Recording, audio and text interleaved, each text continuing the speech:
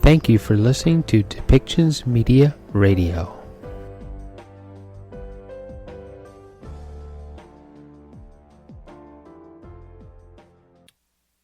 Kwe, Ulukut, Tanse, hello, bonjour.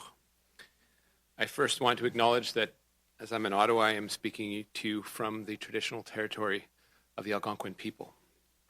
Although COVID-19 cases are still high, overall we're seeing a decline in First Nations communities across the country.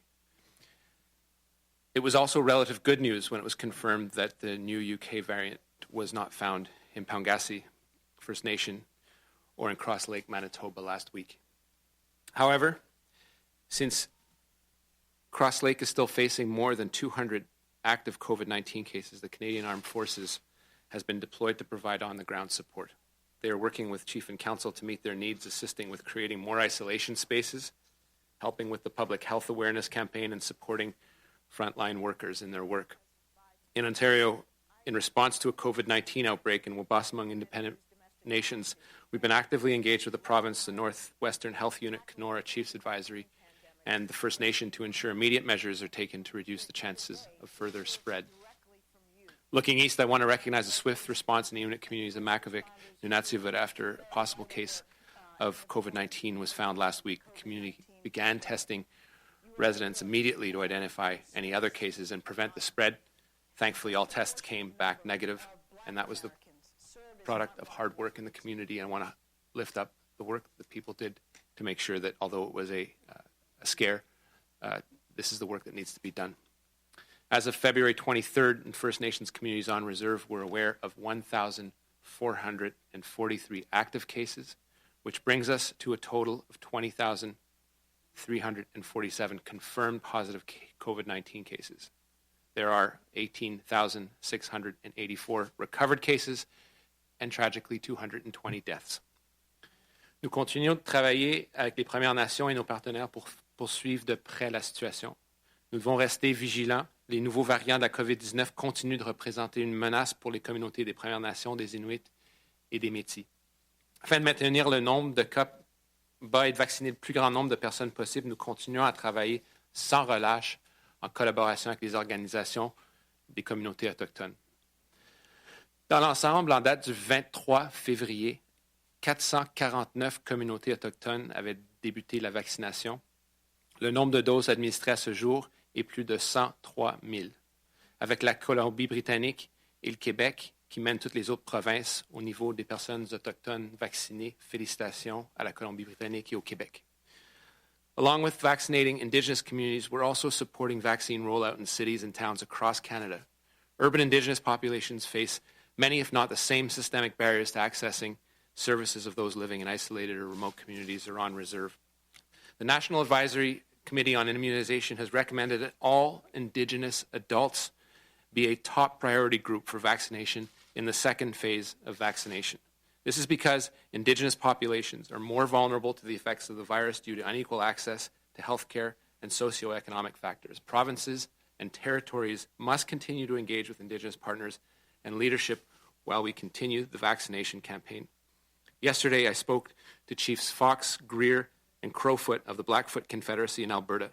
They have ultra-low temperature freezers ready in place for the Pfizer vaccine and are eagerly awaiting for the allocation of the vaccine from the province.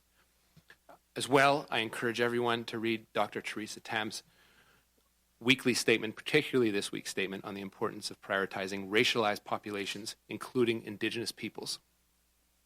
Mon ministère travaille en étroite collaboration avec les provinces et les territoires, les partenaires des Premières Nations, des Inuits et des Métis, les centres d'amitié et d'autres organisations communautaires pour soutenir la distribution de vaccins dans les zones urbaines. Notre objectif, bien sûr, est d'accroître l'utilisation du vaccin EDV à ce qu'il soit disponible dans des endroits accessibles et culturellement sûrs. Jusqu'à présent, à Vancouver, Toronto, Montréal, Winnipeg, Ottawa ont mobilisé des centres de vaccination urbains. L'ajout de cliniques est prévu dans d'autres villes également, notamment à Saskatoon et à Regina. Sur ce point, j'aimerais à nouveau partager quelques exemples récents de la campagne de vaccination à travers le pays. In Ontario last week, hundreds of Indigenous elders in Ottawa got their first shots of the vaccine through the Wabano Centre and the Akausavik Inuit Family Health Team. As part of a local effort to protect knowledge keepers and holders of tradition and culture. In northwestern Quebec, Cree communities are pairing their vaccination programs with traditional ceremonies and prayers. Incorporating traditional cultural elements in the process has helped reduce any hesitancy and fears of taking the vaccine. In British Columbia, on Vancouver Island, many First Nations have successfully administered second doses of the vaccine 6 weeks after they received the first. Looking north, approximately 95% of eligible residents have at least had one dose in the vaccine in Uluhuktu, Northwest Territories. The second dose arrived last week, and many residents will be completely vaccinated in the coming days. Across the country, we're making progress and slowly flattening the curve.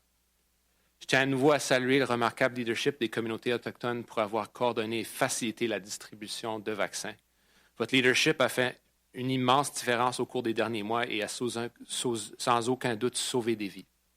Nous continuerons à compter sur vous pour poursuivre la campagne de vaccination et nous préparer à répondre à la propagation de COVID-19. Nous devons continuer à faire notre part pour assurer la sécurité des uns et des autres et suivre les conseils de nos experts en santé publique.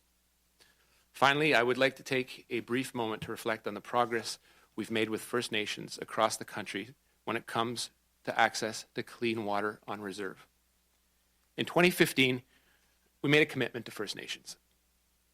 It was one to have access to clean and safe drinking water, and we remain committed. We will not stop until all long-term advisories are lifted, regardless of the challenges faced in getting there. That same year, when we came into power, there were 105 long-term drinking water advisories on public systems in First Nations on reserve. Once we began the work, it became clear that transforming water infrastructure on reserves also meant confronting a large system of patchwork policies and historic underfunding. For example, in the case of Shoal Lake 40 First Nation, there wasn't an all-season road to transport construction supplies. Building the road was an immediate priority for the community prior to starting the work on their water infrastructure. Each community has its own set of challenges, and from the beginning, we've worked directly with community leaders to identify and formulate the best path forward in each case. During Budget 2016, we allocated $1.8 billion to improve First Nations access to clean water. On October 2016, 15 long-term water advisories had been lifted. It was a small but important victory. Between November of 2015 and November 2017, 30 long-term water advisories were lifted on public water systems. And on February 2018, the community of Slate Falls Nation marked the 50th lift. Budget 2018 moved to provide an additional $173 million over 3 years to help accelerate progress on lifting drinking water advisories. And during the fall economic statement last fall, we announced an additional $1.5 billion to accelerate the work to lift all long-term drinking water advisories on reserve, bringing the total investments to over $3.5 billion since 2016. Part of this money will also provide reliable and lasting funding to ensure water infrastructure can be maintained in good condition and thus ensuring longer life cycles and more durable systems. This marks an important shift in how we approach water safety as a government. It will also mean problems with the water systems can be caught earlier and will prevent future long-term drinking water advisories. This funding will also support training for water operators and help communities to better retain qualified operators, local operators, for years to come. Brings us to today. We're shy of celebrating the 100th long-term drinking water advisory lift. Additionally, together we've been able to prevent over 175 short-term water advisories from becoming long-term issues. And we can be proud of the work done by First Nations communities, and we are all steadfast in our commitment to continue to increase access to clean water in the long term. While there can be a lot of uncertainty in construction and infrastructure, especially during COVID-19, as we're dealing effectively with the loss of a construction season, our government will always be there. Miigwech, Nakumik, Marcy Cho, thank you and merci. I forgot to introduce, as usual, Dr. Tom Wong, the Chief Medical Officer of Indigenous Services Canada, who will offer some words, as well as Valerie Gideon, Assistant Deputy Minister. OK, merci beaucoup. Je tiens d'abord à reconnaître que je me trouve sur le territoire non cédé du peuple algonquin. Je veux faire écho à des sentiments exprimés par le Dr. Theresa Tam et ce que les peuples autochtones continuent à faire face aux inégalités existantes. La colonisation, le développement des systèmes de pensionnat, le racisme et la privation socio-économique font partie des facteurs contribuant aux inégalités existantes en matière de santé. La marginalisation des peuples autochtones et les répercussions disproportionnées parmi leur communauté les ont laissés dans une position à un plus grand risque disproportionné qui les rend plus vulnérables à la COVID-19. Currently, no confirmed cases of the COVID-19 variants of concern have been detected within First Nations communities on reserve. But it is just a matter of time. It's not if, but it's when. In order to continue to stop the spread of COVID-19 variants and to prevent outbreaks, it is essential to redouble our efforts and to follow public health measures. As of February the 23rd, a total of 103,771 vaccine doses were administered, reaching 34 doses per 100 adults in First Nations on Reserve, Inuit Nunangat, and territories, a rate that's 6 times that of Canada's. I'm glad to see that various provinces and territories have prioritized seniors, healthcare workers, and Indigenous peoples, in some cases, those living in remote and isolated communities, to receive the vaccines in Q1 of the vaccine rollout. Last week, we have seen the National Advisory Committee on Immunization further recommending that all Indigenous adults be vaccinated in Q2. Residents and community members of Wigwaman Terrace, an Indigenous retirement home in Toronto, received COVID vaccinations. The Anishinaabe Health Mobile Unit delivered the Moderna vaccines with the support of the Women's College Hospital. The Ahousaht First Nations in BC vaccinated 92%, and it's over 90% of the eligible population. And cultural leaders worked alongside community members and nurses and health professionals to ensure vaccinations were administered the Ahousaht way. And to Dr. Horan, a Mohawk physician, she has teamed up with elders and a number of healthcare professionals working to connect First Nations, Métis, and Inuit with information and Indigenous-led discussions about the COVID vaccines. The initiative provides information and resources grounded in traditional knowledge and worldviews. With that, I want to thank you all. Miigwech, Nakumek, merci, and marci.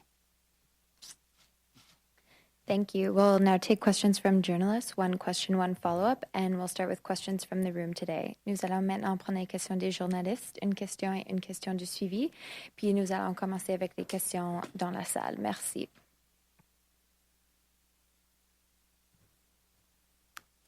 Hi, Olivia Stepanovich, CBC News.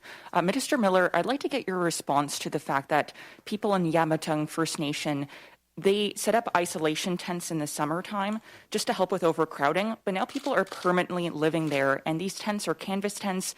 They don't have running water, washrooms, and it's getting down to as low as minus 48 in this community, and people are living there. How is that acceptable, and what is your government planning to do about this? Well, it isn't acceptable. I think one thing that we've seen through COVID is that the housing shortage, the structural underfunding, undercapitalization of communities is a real medical and health issue. I think we've had, difficulty as a matter of policy in the past thinking of it in those terms, but clearly it isn't new to Canada. This is the reality of many Inuit communities where crowding conditions creates a vector of spread for tuberculosis. So too with COVID, which is a pulmonary disease. And it's clear that we need to act more swiftly, specifically on housing as a government. And that's something that I take to the cabinet table, and many other ministers do as well. That's the medium term. In the short term, you can imagine how we have to be exceedingly careful as to how we support housing in communities that have effectively shut down or closed their borders and are focused on the health and safety of their own people. So where we have had outbreaks, we have moved swiftly to repurpose isolation areas in gyms, community center for people to isolate so that they don't spread COVID. And where we can, where it is possible, to make sure that we have units available. These were discussions that I had with many leaders over Christmas, as there was a huge spike in cases, particularly in Manitoba. So, there is a capacity to move swiftly. These, as you highlighted and alluded to, are temporary measures, and they are unacceptable as a permanent solution. I don't think, Val, if you want to talk about Imatang a little more. They've been very effective at controlling the spread of COVID-19 in the community. Absolutely. They have very few active cases, less than 5. But, the issue that you're raising is a much more sort of systemic one. I mean, we have invested in over 1,000 health infrastructure options and solutions specifically to respond to isolation, testing, screening purposes, as the minister has indicated, and over $70 million has been invested towards that. But, these solutions were not meant to address sort of permanent housing needs in communities, and those remain quite significant. For tomorrow on your department's response to drinking water, ensuring there's clean drinking water in First Nations. I would like to hear from you, Minister Miller. How would you characterize how your department has responded to this? And what, if anything, are you going to be doing differently to make sure there's clean drinking water on reserves going forward?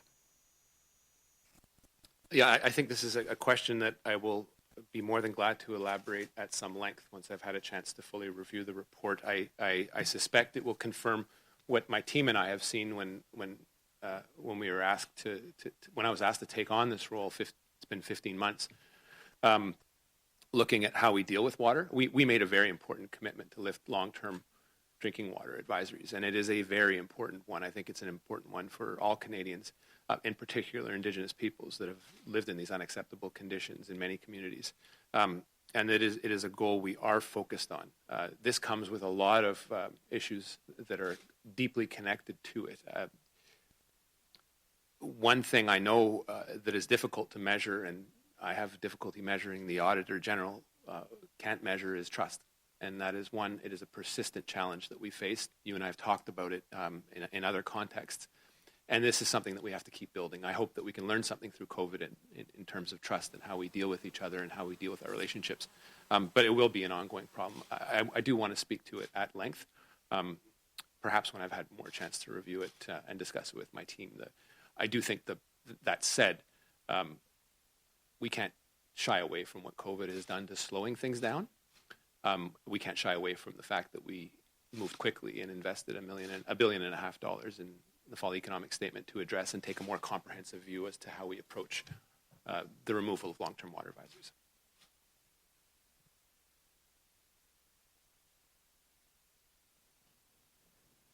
Good morning, team. Chris Najikoti, CTV National News. There has been issues with getting the proper water treatment plant operators training and hiring, of course.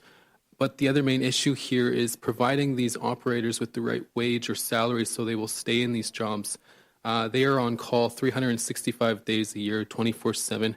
Has the federal government considered in securing proper pay and wages for these water treatment plant operators so they will stay in these jobs? And this is regarding on reserve. And thanks for the question, Chris. And I've read it in the good work that's been done by the schools of investigative journalism that have come out with a series of articles over the last little while, and I think with a consortium of global and a number of journalists, it represents excellent work. I think that this is something that I've heard from leadership, and it reflects the conversations that the journalists themselves, and in some cases students, have heard and put together and put a lot of work into it over some time. This is something our team has as well been working on. I mean, it's the inevitable conclusion to the comment that someone is paid less on reserve as they are off reserve is it isn't fair. And that compromises this. You can have the state-of-the-art plant, but if the person isn't getting equal pay for equal work, maybe they should get paid more. I don't know. That isn't fair. And who's going to blame that person for wanting to go to a community that may, more often than not, be non-Indigenous and make more money? So the fall economic statement did a number of things. It acknowledged the fact that we need to do more in how we approach the removal of long-term water advisories. That includes comprehensive O&M funding, telling communities, in effect, that we will be there for the long term and not just until March 2021, when we have achieved a very important goal for the country, a very important political goal for this government, but one that reflects the needs of the community. So the recurring theme has been around operations and maintenance. It's sort of I guess, an accounting word for people behind the scenes that should be getting paid well and paid properly for the work that they do. And often they are the pride of the community because it does take some advanced chemistry and advanced math to operate these facilities. So I totally agree with it. It's work that's ongoing. I will not pretend to you here that it is work that is complete, but we are absolutely working on it and representing the policy shift that we announced in the fall economic statement. When can changes, so these water operators are paid right, is there a timeline as to when things can change down the road? I don't have that for you yet. I'd like to see it as soon as possible, but it represents some policy shifts within the department that I, in fairness, have to go back and work on with the team. So we've acknowledged it. We know it exists. We know it's unfair. We're going to change it. Thanks, Creason. Next question, please. Chris Reynolds, Canadian Press. Today, the National Association of Friendship Centers is calling on Ottawa to allocate vaccines directly to clinics that serve urban Indigenous communities rather than waiting for provinces to do so. I'm wondering why the federal government is opting not to take this approach and distribute vaccines directly to these clinics that serve Indigenous people in urban communities. Thanks for the question, Chris. There's a number of reasons, frankly. The first question we pose ourselves as a government is, what's the most effective way to get those vaccines into arms? We know, as the government, what is my effective capacity as a cabinet minister in the federal government to deliver vaccines is first and foremost on reserve, and working with the 700 or so Indigenous Services Canada nurses that are working around the clock to make sure that the most vulnerable are getting vaccinated. Now, we know from the ANAICI rules, we know from the statistics coming out of the U.S., we know out of the statistics that are coming out primarily out of Manitoba that Indigenous peoples in urban settings are just as vulnerable as those that are on reserve. So the work then, the question that I then have to ask myself is, who do we work with to ensure that those people get vaccinated? And clearly the friendship centers are part and parcel of the deployment, particularly the larger lifts in and around the mass vaccination effort, because they know their people. They are culturally sensitive to the realities of urban Indigenous peoples. They may not have the effective resources. And then the question we have to ask ourselves is, who provides them and how quickly can we get them to them? So you can take the approach that the federal government is just going to hold something back and distribute it. But my question then is that the fastest way to get needles into arms? So what we've done, what we know through our works at trilateral tables and with the provinces, is if we work with the provinces, those things can get done faster. And there is proof to show that. And we will continue that. Is it perfect? No. But we will absolutely continue to work with those friendship centers and others, because not every the friendship center network is great, but it doesn't have full penetration in all urban centers, and there are optimal institutions that can do that better. But we can't exclude the provinces from that relationship, because you're essentially putting yourself at odds with the people who have the primary responsibility over the medical system in that jurisdiction of choice. So it's a little more complex than saying we're just going to hold your vaccines back and distribute them because we're being asked to do so. It's a little more of a complex relationship that we need to reflect, and that includes the provinces and it includes them being at the table. And it's what we keep working on, mostly out of the public eye, but we're willing to speak about it publicly as well. Would this approach that you outlined amount to an effective guarantee or to ensure that Indigenous people in urban areas do have access to vaccines across the country? Yeah, I mean, the guarantee is to ensure that Indigenous peoples are being prioritized. And so I guarantee to those people that we will be working with the authorities in place to ensure that what the science is telling us is being implemented on the ground. There are logistical challenges, you've highlighted, but it is one that is ever present. I would point you as well to Dr. Tam's weekly report that I mentioned to in my speech that is pushing very hard on ensuring racialized communities are properly vaccinated, because this isn't a matter of policy, it's a matter of science. If you get the people that are most vulnerable and that for various reasons have they themselves become vectors of spread, you're actually preventing the vaccine from propagating, but you can't exclude from that equation the participation of the provincial health systems. Thanks, Chris. We'll now take questions from the phone. Operator, next question, please.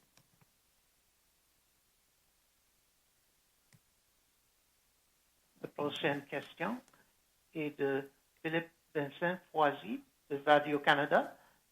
La parole est à vous. Ministre Miller, je veux revenir sur l'eau potable, le rapport du vérificateur général demain. À quel point vous vous attendez à ce que ce soit critique? Est-ce que ça soit... pensez-vous que ça va être un portrait de ce qui se passait avant que vous arriviez ou ça va être un portrait de ce qui se passe maintenant? Puis à quel point ça va encore... C'est encore difficile maintenant de lever ces avis d'eau potable. Je sais que vous dites qu'il y a du chemin qui a été fait, mais encore aujourd'hui, on sent qu'il y a beaucoup de bâtons dans les roues, puis que ça soit... C'est assez complexe là, que les changements soient pérennes. Merci Philippe Vincent. Et comme je l'ai dit à Olivier en anglais, je vais attendre à pouvoir complètement lire le rapport en tant que tel. Je m'attends à ce qu'il reflète ce que moi-même j'ai pu constater au sein de mon ministère en arrivant en poste il y a 15 mois. C'est que oui, nous sommes entièrement focusés sur la levée des avis d'ébullition d'eau à long terme, mais il y a beaucoup d'enjeux qui entourent cette discussion. Sachez, et je le rappelle à chaque occasion que je l'ai, que ce n'est pas le gouvernement fédéral qui impose la levée des avis d'ébullition d'eau à long terme, c'est la communauté en tant que telle. Ce que la vérificateur général ne peut pas mesurer, c'est le niveau de méfiance. Moi-même, j'ai de la peine à l'apprécier en ce qui a trait au gouvernement fédéral. L'approche qu'on a, communauté par communauté, c'est d'avoir cette discussion, ce dialogue, de savoir ce que sont les priorités de la communauté. Évidemment, une infrastructure critique comme une usine de traitement des eaux est clairement une priorité, mais ça vient avec beaucoup d'autres enjeux.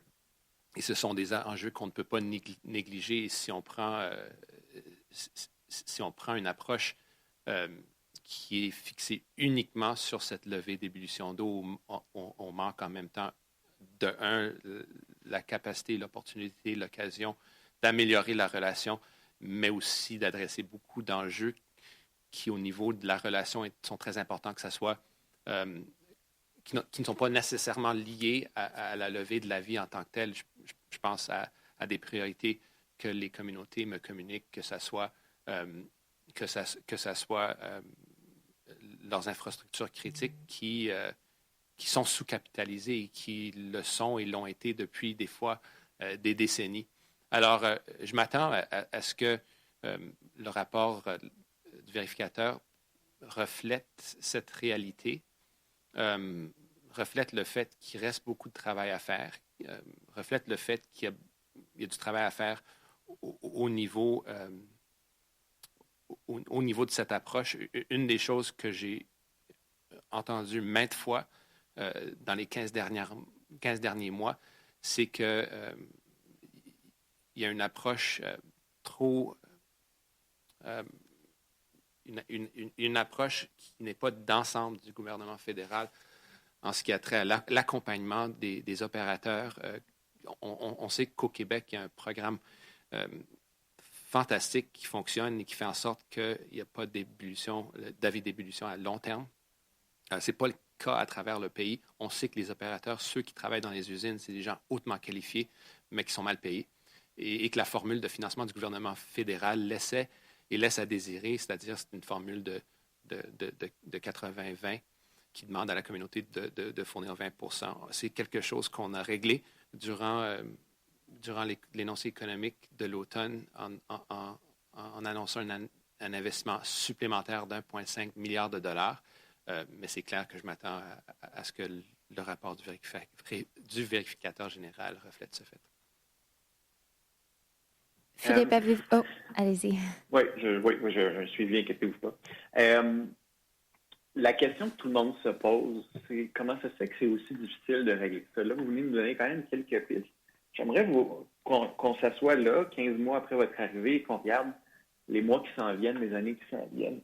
Quand vous regardez la situation, quelles sont les difficultés, quelles sont les embûches que vous voyez pour les prochaines années? Si vous nous expliquez, là, pour dire, regardez, on veut le réussir, on va sûrement le réussir, mais d'ici là, voici les 3-4 embûches principales qu'il va falloir surmonter.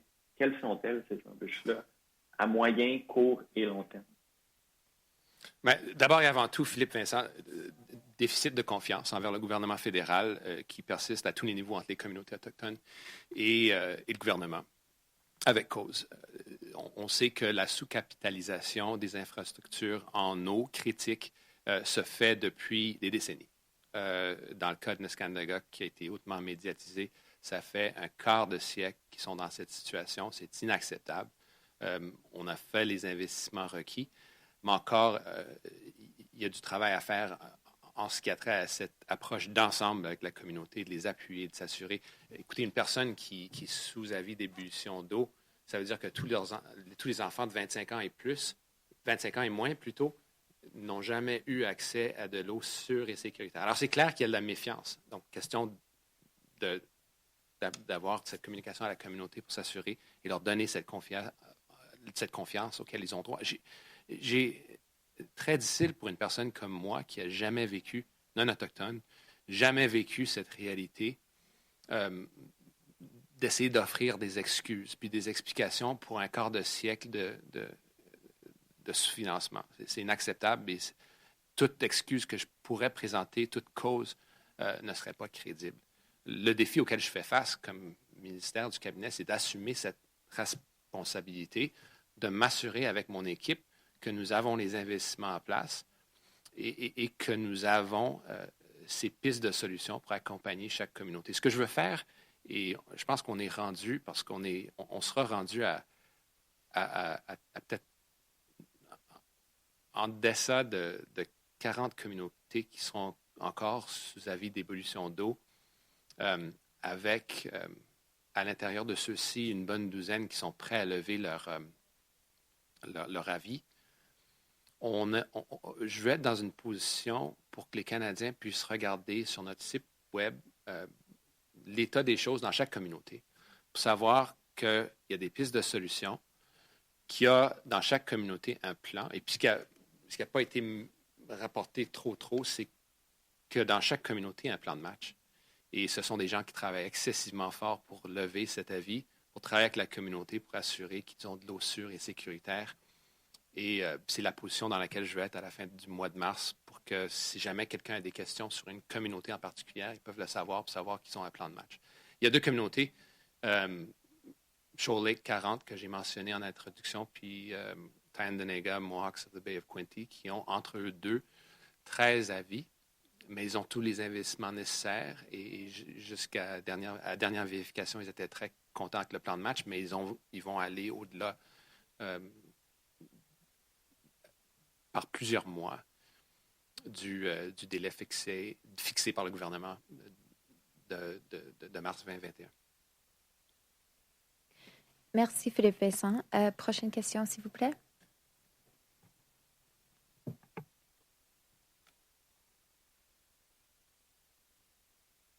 The next question is from Anne Burns-Piper from the Institute for Investigative Journalism. Please go ahead. Hi, it's Annie Burns-Piper. Good morning, Minister. Thank you for your comment on our team's reporting. This week we published a story which looks at how little data is collected on water-related health outcomes on First Nations.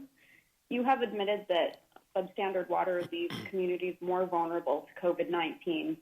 Given that, what specific steps are you taking to learn more about how water is currently impacting the health of First Nations people? Yeah, and it is an excellent question. There's an issue of framing here that we need to is different than what you would see, for example, if we were talking about the Minister of Infrastructure or another ministry that doesn't have the primary responsibility in its relationship with Indigenous peoples. The impression, I'm not saying you gave that impression, but the impression that I've heard in certain quarters is that the federal government should be imposing data gathering, should be imposing environmental standards. And we know from decades of mistake that the last thing you should be doing is imposing. The comment I hear is give us the money and get out of the way. It's something that we take to heart and we take to mind whenever we go through the very square policy envelopes that we have still at Indigenous Services Canada and across government. During COVID, we've expanded a lot of these policy categories with I believe, great results. There is still much work to be done, but when we talk about data, we first and foremost need to talk about Indigenous sovereignty over data and their collection, particularly when it comes to people and their health outcomes. It's something that Manitoba, in particular, the Manitoba chiefs have done quite well with great results.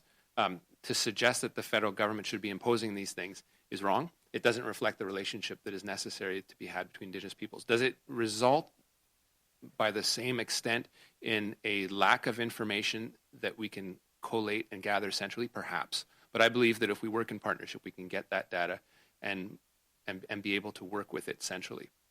When I look at health outcomes, it's very important. It's very important for what we've said as a government in terms of putting forward health legislation. You can't fix what you can't measure, and so there is a particular set of problems.